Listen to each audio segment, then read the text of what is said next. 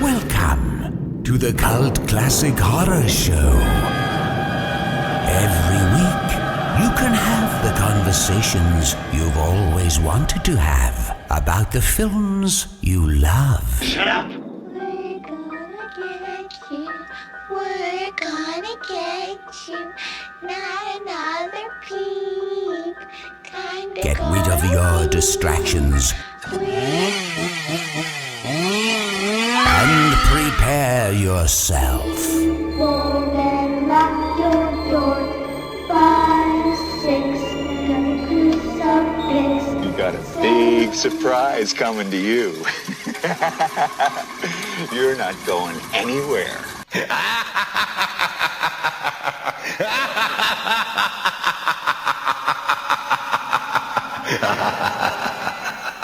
Welcome, everybody, to the Cult Classic Horror Show. Danny Bonin here with you.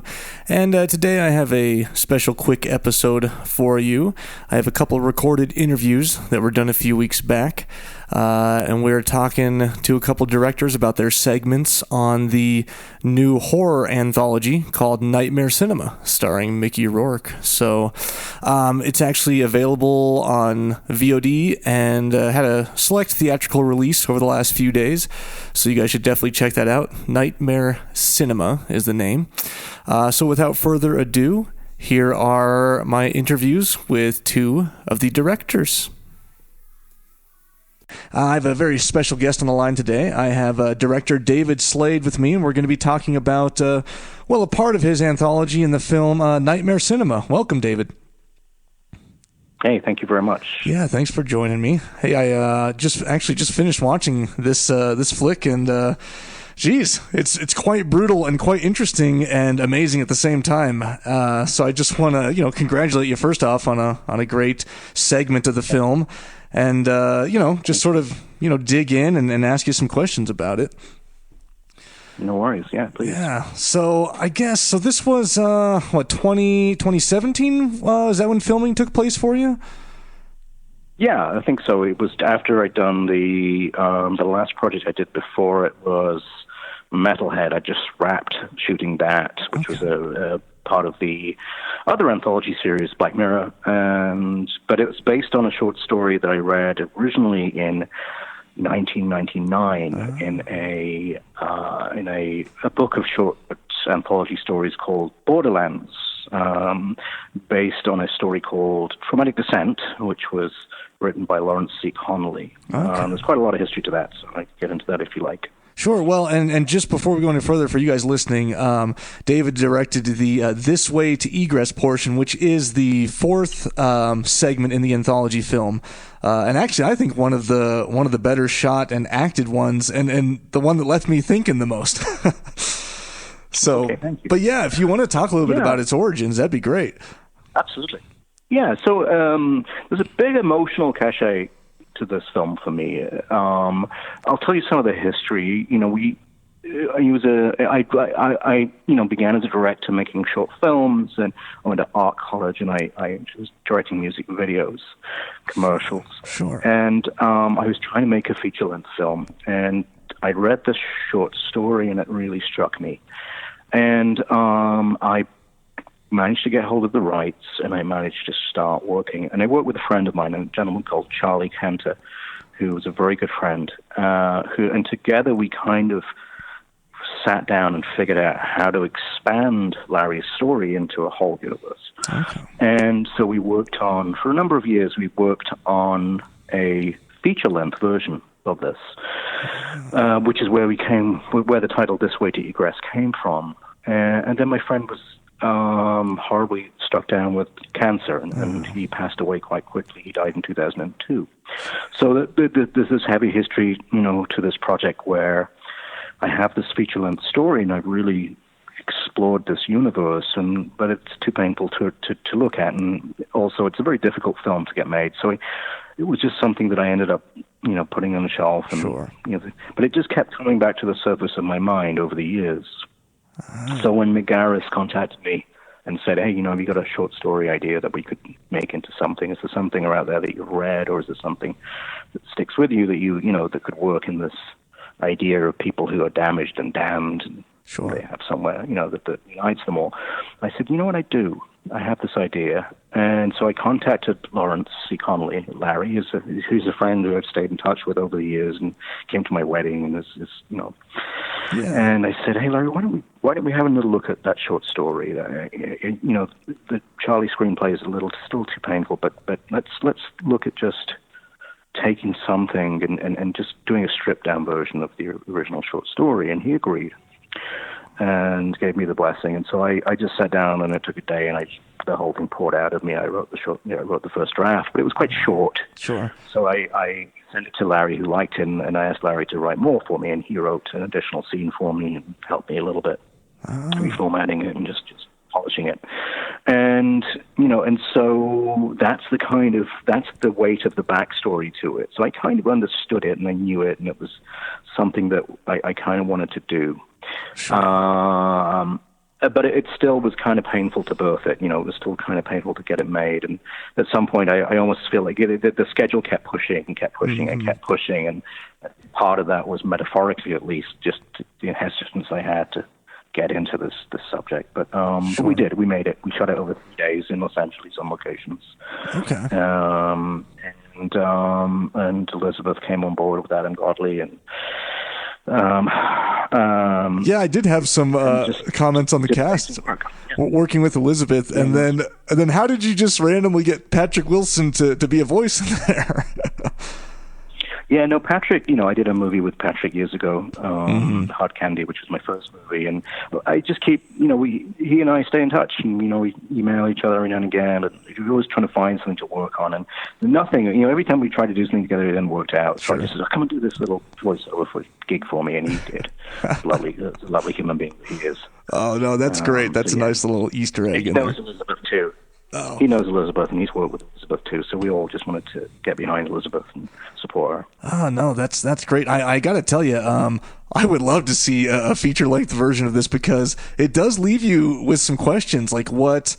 Yeah, sure. Like you sort of get an idea of what's happening, alternate realities and what's going on, but you're ultimately left with a lot of questions.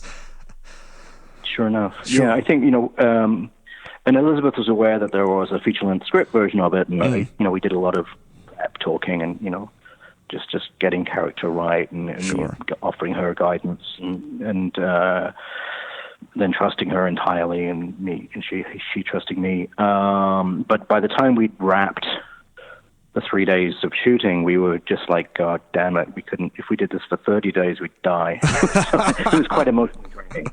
Oh no, it was really emotional. Yeah. No, it seems like it. And would you? I mean, so are you? There's no way there's going to be a feature length coming out of this thing. Oh, I don't know. I mean, I don't know. It's one of those things. I don't discount the idea. I certainly think there are relevant things to today's society that are right and are within the story and are worth exploring. But it's a weird little movie, and those things are difficult to make these days. It would have to be done for quite a low budget. Yeah. Technology would have to probably expand a little further than it is now to make that feasible. For probably the very small amount of money we'd be able to get people to give us to make it. But I'd like to at some point. I feel like that maybe it'll happen. I don't know. Sure. It's something that could happen. No, sure. it would be. I think it would be interesting, and I loved the visuals in it. I mean, was this something that you had? That you thought up yourself, using these kinds of visuals and this kind of almost post-apocalyptic feel to it? Because I'd been living with the story for so long. It had painted itself into the inside of my head. I kind of knew what it was. I knew what it would all look like. In fact, to some extent, because I'd lived with it so long, that I kind of wanted to wash some of it away and just get it done. So it was fairly. By the time we got to shoot it, it was fairly instinctual. I storyboarded everything really precisely. We shot. And also, the 3 days is not that long for like a 17-20 minute thing to shoot, and particularly with this amount of intensity, we just had to be very, very precise. Yes. So I know that I only did. There's only one significant shot that they didn't use that we shot. Everything else is in there. Okay. Well, and speaking of timing, I mean, from the day that Mick Garris reached out, did you have a lot of time to put this whole thing together? No, not necessarily, but it was pretty easy. That part of it didn't bother me. If anything, the thing that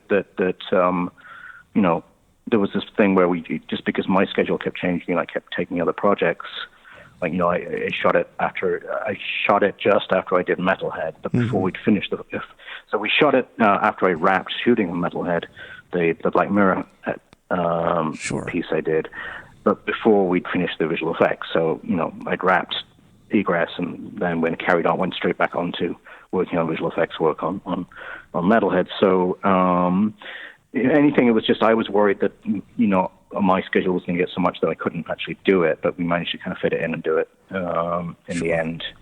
Sure. And I think part of that also was my fear, my emotional human fear of the story, and oh God, I'm actually going to finally make this. Oh God. Yeah, no. And you... Can I think of another reason to put it off? Yeah. Now, you talked about doing Metalhead, and certainly you've done a lot of episodic directing, and this is a bit of a different creature because it's so short, like you said. Do you find fulfillment, or do you like doing these shorter things, or do you prefer doing the features a little bit more?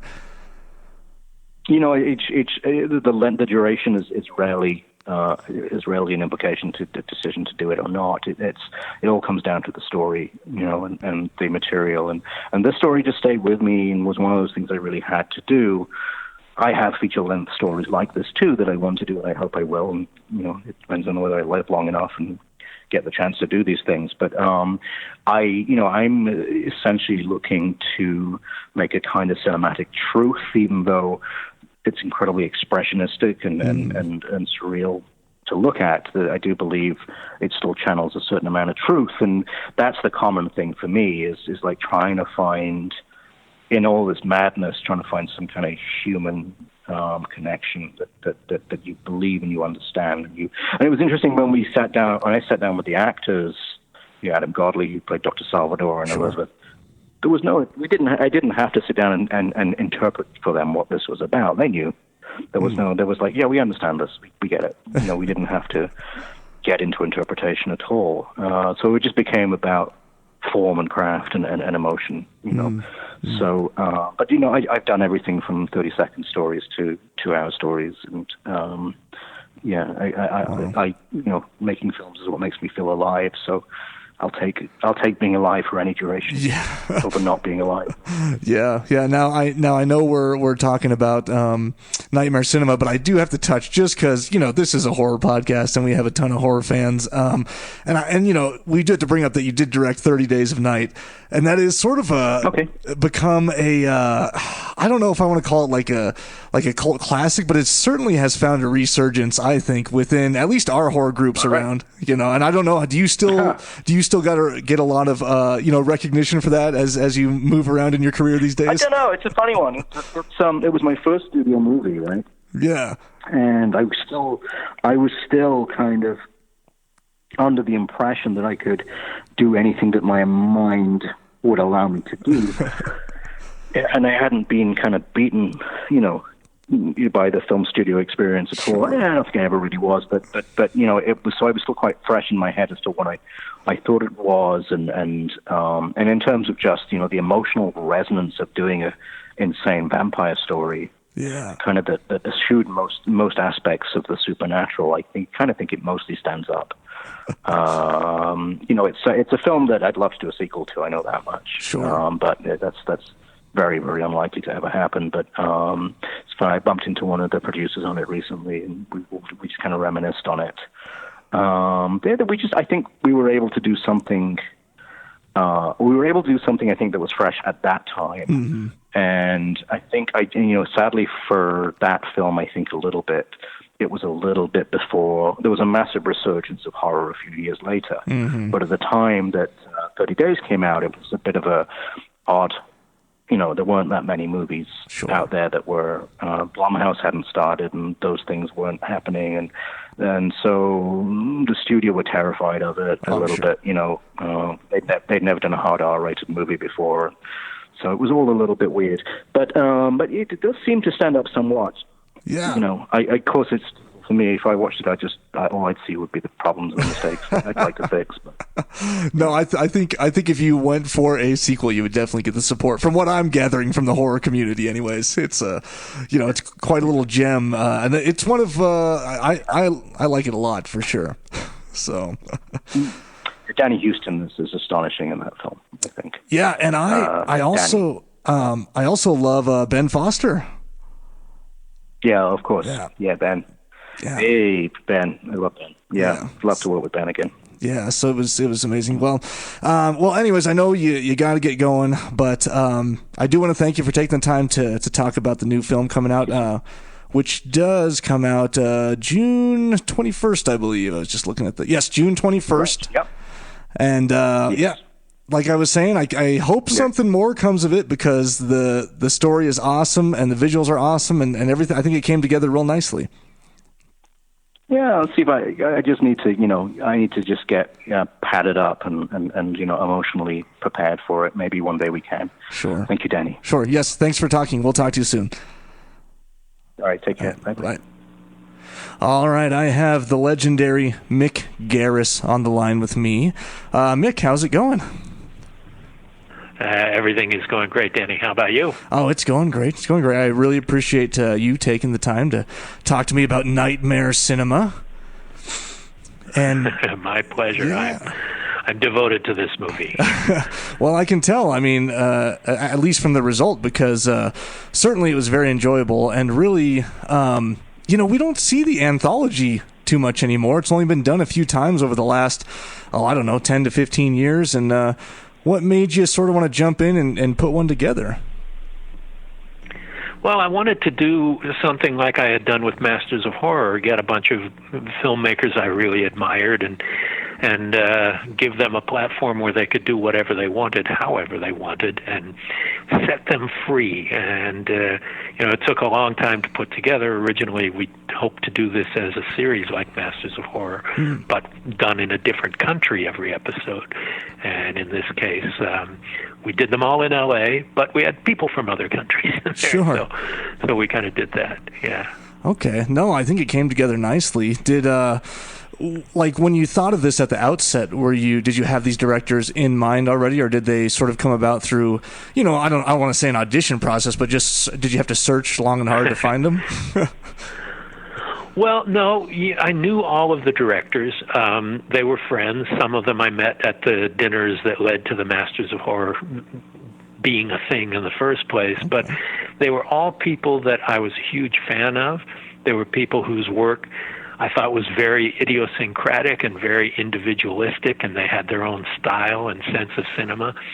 And I wanted something that was really varied in stylistic approach and cinematic approach.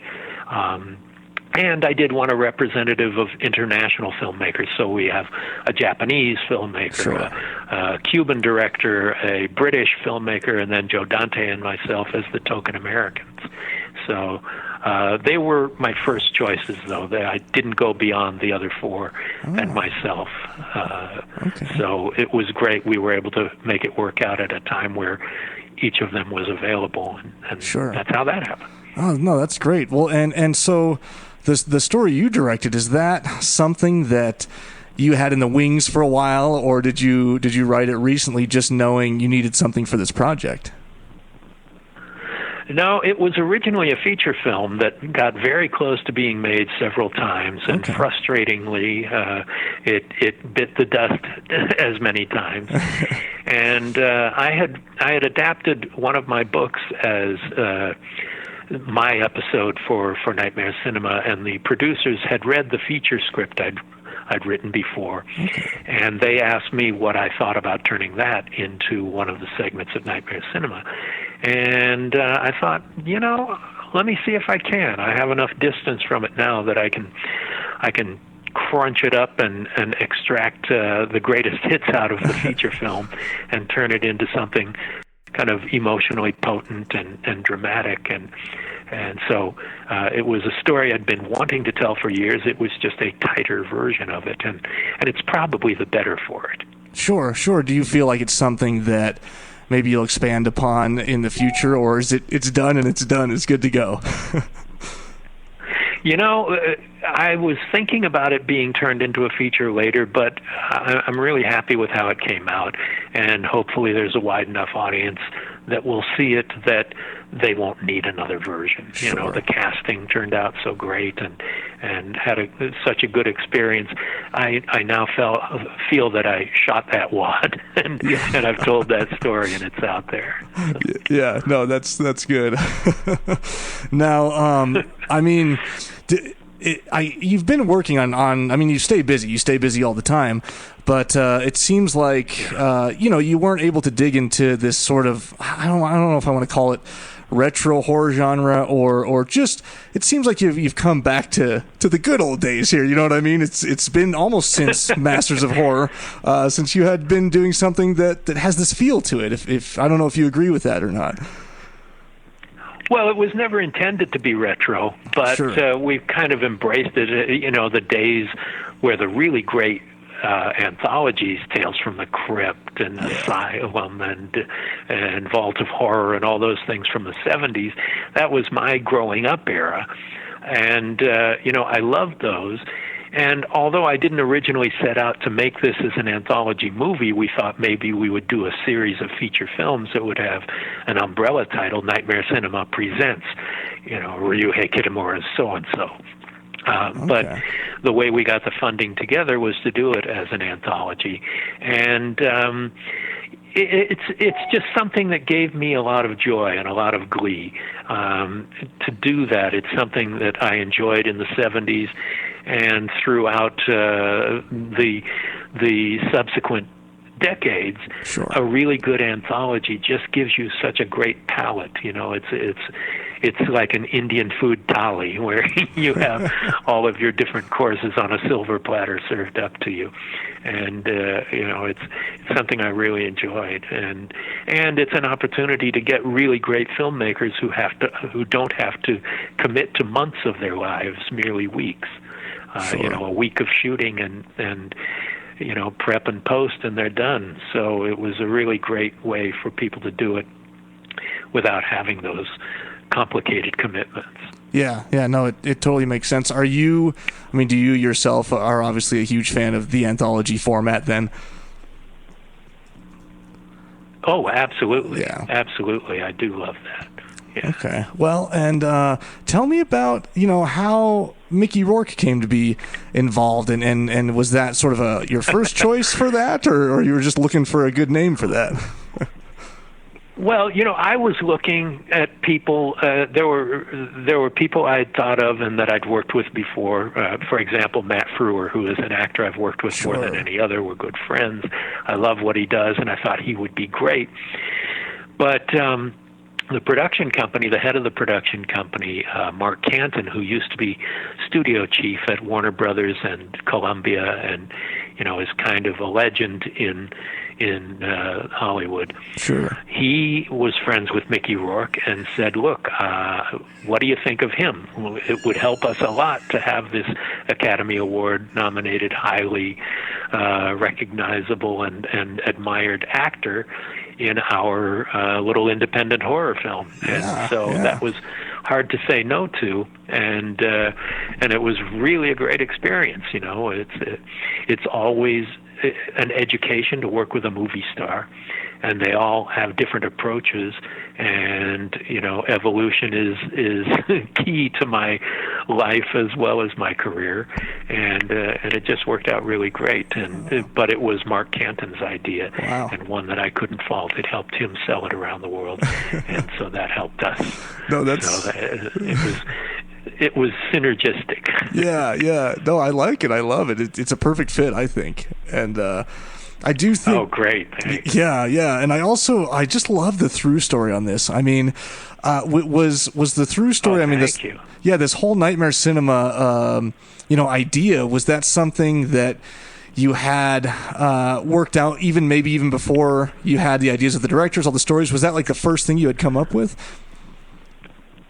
Actually, no, it was the other way around. I mean, I had the idea of Nightmare Cinema as a title, but not so much what the concept of it would be. Okay. I knew that I didn't want to influence what the filmmakers wanted to do by harnessing them with a concept. I wanted them to each make films that would express themselves most personally and most directly.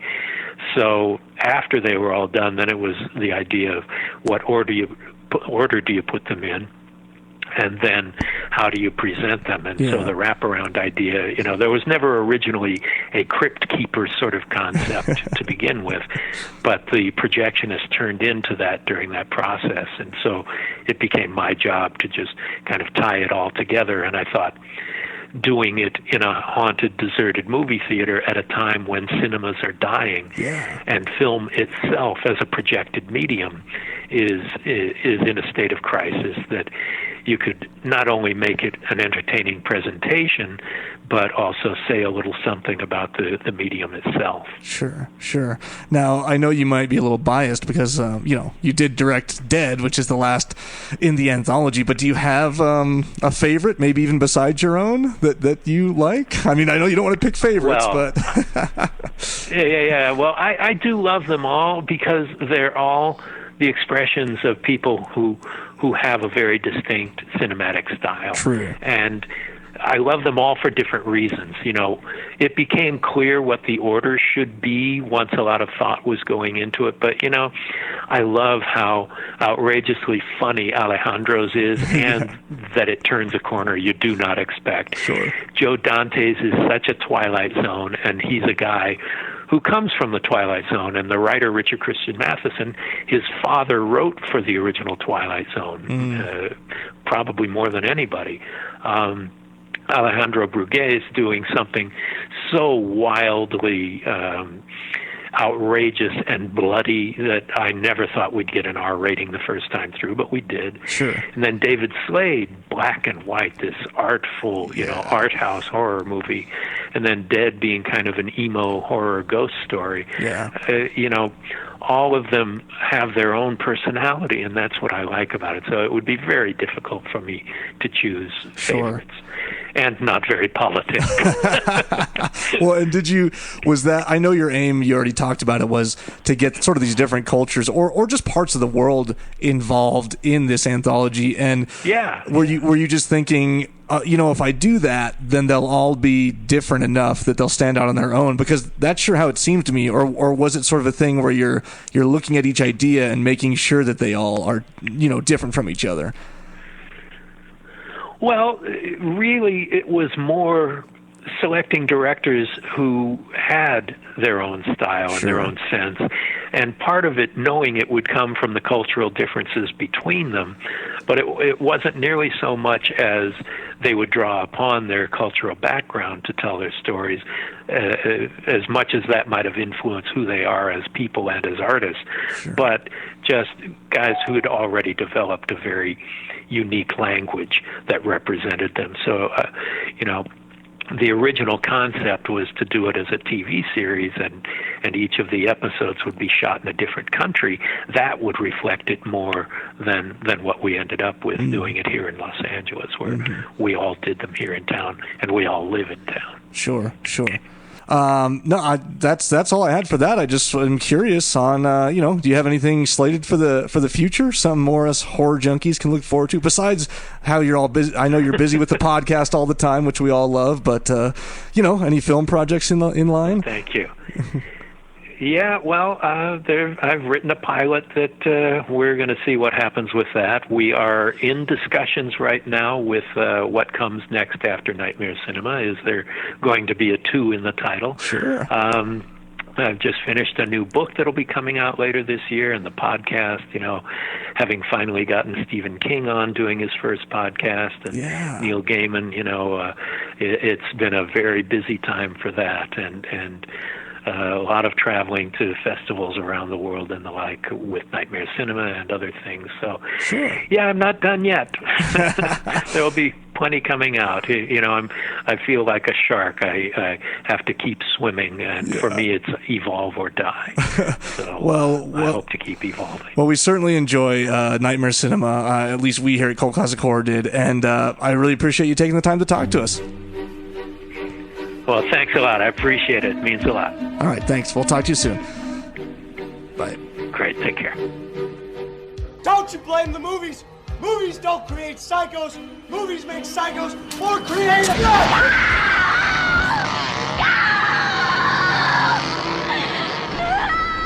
Oh, yes. There will be blood.